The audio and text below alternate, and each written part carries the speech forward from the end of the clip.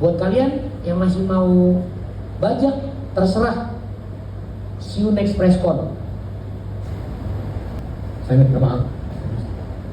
Saya tidak tahu tentang aturan-aturan yang ada di Pion, tidak tahu. Tapi tidak bisa dibenarkan apa yang saya lakukan, Pak. Tidak bisa dibenarkan karena saya memang salah. Hanya itu yang bisa saya ucapkan. Saya mau berterima kasih dan meminta maaf yang sebesar-besar. Untuk dendanya 1 miliar itu tidak pernah terpikirkan, dan itu adalah nominal yang sangat-sangat besar. Tapi di sisi lain saya mau berterima kasih lagi kepada terkhusus Pak Selos karena memberikan saya pelajaran dan menjadi titik balik saya. Semoga saya bisa menjadi lebih baik dan saya tidak akan mengulangi kesalahan saya. Terima kasih. Cerita sedikit, saya ini coba bangun kultur pay-per-view dari 2023. Pembajakan bukan yang pertama, tapi yang jelas saya coba bangun kultur ini dari orang nggak percaya apa yang bisa dilakukan oleh kultur ini. Sampai akhirnya sekarang sebar bukan cuma di Indonesia efeknya, di Malaysia, menuju Southeast Asia.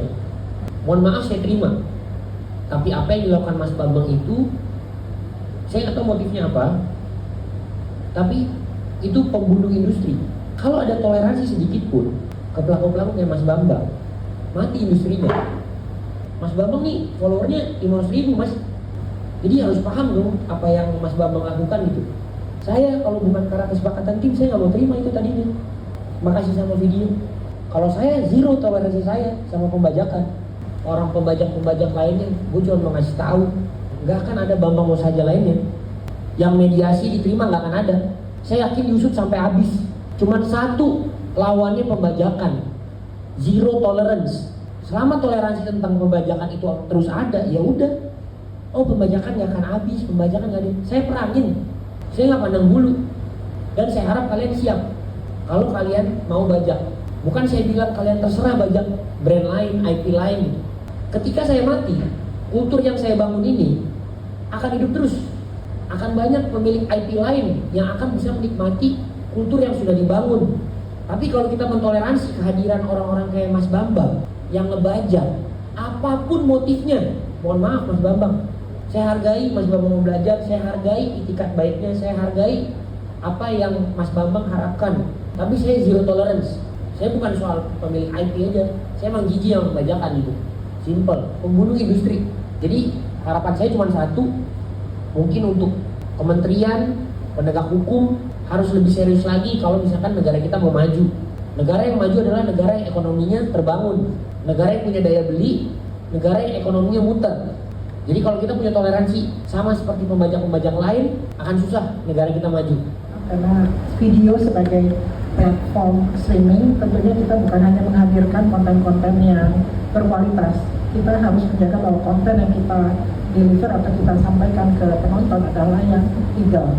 Ya, jadi ini menjadi satu momen yang penting buat kita semua, bahwa untuk mendukung industri kreatif, untuk mendukung olahraga di Indonesia, tentunya juga kita harus mendukung semua yang sudah terlibat dalam industri ini dengan cara menjaga semua bahwa yang kita berikan, yang kita lakukan adalah yang sudah melalui dan koridor hukum yang tepat ya.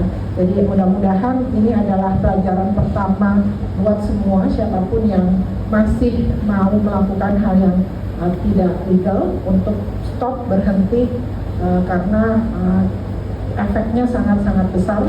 Jadi mudah-mudahan dengan kejadian yang pertama ini membuat cerah bagi semuanya dan tidak ada lagi pembajakan-pembajakan lain di industri olahraga, dan khususnya juga buat semua tayangan-tayangan yang memang sudah memiliki hak siar dan harus ditayangkan secara legal.